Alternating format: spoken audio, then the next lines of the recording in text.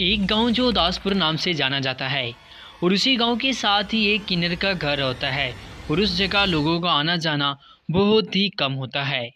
उस जगह किन्नर का घर होने की वजह से वो रोज़ाना अपनी सहेलियों से मिलने के लिए उदासपुर गांव में जाया करता था। किन्नर बहुत खूबसूरत और दिल का अच्छा था। फिर एक दिन किन्नर अपनी सहेलियों से मिलने के लिए उनके गांव जाता है। किन्नर की सहेलियों की नज़र किन्नर के गले में पड़े हुए बहुत खूबसूरत और दिलकश सोने वाले हार पर पड़ती है। तो फिर उसकी सहेली उससे पूछती है कि ये हार तुमने कहाँ से लिया और कितने का है। किन्नर उन्हें बताता है कि ये हार मुझे ठाकर के यहाँ बेटा होने की वजह से उन्होंने मुझे बतौर तोहफा दिया है। फिर वो सहेलियाँ मामूल की तरह अपनी बातों में लग जाती हैं। लेकिन किन्नर को ये नहीं पता होता कि कुछ ही दूर दो खड़े आदमी उनकी बातों को सुन रहे होते हैं। उन दोनों आदमियों में से एक का नाम भोलू और दूसरे का नाम मंगलू होता है। वो दोनों अक्सर गांव में छोटी मोटी चोरियां किया करते थे। भोलू की नज़र अचानक किन्नर के गले में पड़े हुए हार पर पड़ती है। सोने वाले हार पर जब भी उसकी नज़र पड़ती है तो वो उस हार को लूटने का फैसला कर लेता है।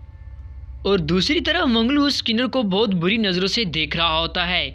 ऐसा लग रहा था जैसे मंगलू उस किन्नर पर आशिकी हो गया हो।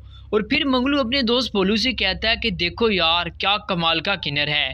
फिर भोलू से कहता है कि यार उसकी प्यारी आंखों को तो देखो, कितनी प्यारी और नशीली लग रही हैं। उसकी कमर और उसके होंठों को तो देखो, मैं तो मर ही मिटा हूँ इस किन्नर पर। भोलू मुझे ये किन्नर चाहिए। फिर भोलू उसे कहता है मुझे लगता है तुम्हारा दिमाग ख़राब हो गया है। वो एक किन्नर है, किन्नर, कोई खूबसूरत लड़की नहीं जो तुम उस पर मर मिटे हो।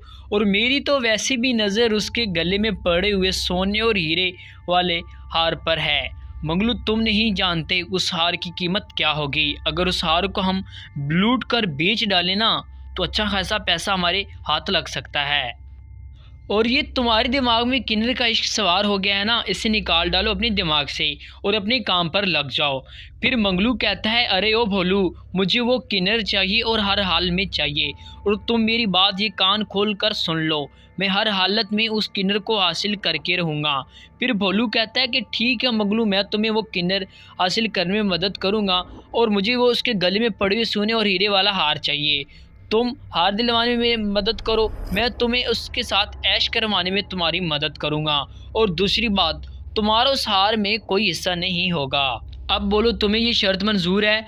फिर मंगलू कहता है हाँ मुझे ये शर्त मंजूर है। फिर भोलू कहता है ठीक, फिर आज रात हम उस किन्नर का पीछा करेंगे और जहाँ पर भी हमें मौका मिलेगा फिर हम अपनी शर्तों को पूरा कर लेंगे। ठीक है भोलू भाई, रात होने का इंतज़ार करते हैं।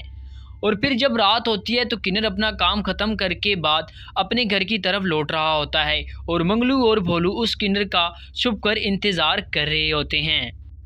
किन्नर जैसे उस रास्ते से गुजरता है फिर अचानक सामने भोलू आ जाता है और उसके हाथ में बहुत तेज़ और ख़तरनाक चाकू होता है।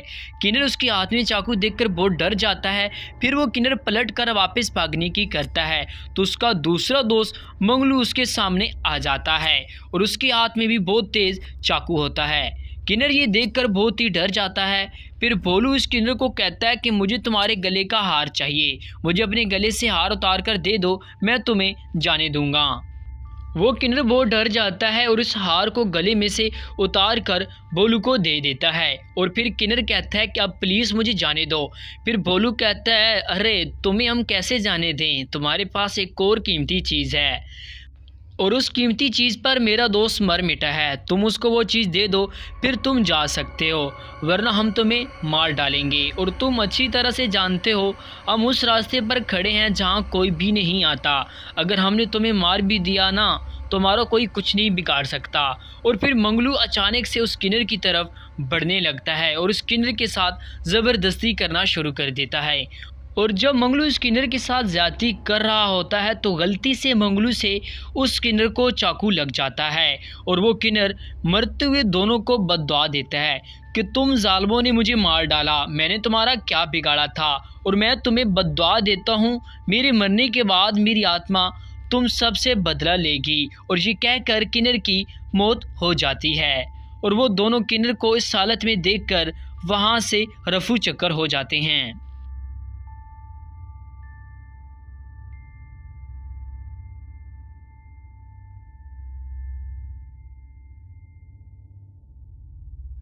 दोस्तों आज की इस स्टोरी का आपको पार्ट 1 कैसा लगा, पार्ट 2 देखने के लिए हमारे इस चैनल को सब्सक्राइब कर दें और बेल आइकन को ऑल पर सेलेक्ट करके वीडियो को लाइक कर दें और कमेंट सेक्शन में ज़रूर बताइएगा कि आज की वीडियो आपको कैसी लगी। आज की वीडियो में बस इतना ही, मिलते हैं नेक्स्ट वीडियो में, तब तक अपना बहुत सारा ख्याल रखिएगा।